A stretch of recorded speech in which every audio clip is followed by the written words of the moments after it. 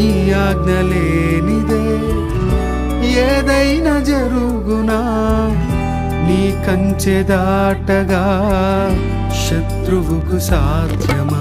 మా దేవా నీవే మా తోడుంటే అంతే చాలు. అపవాది తలచి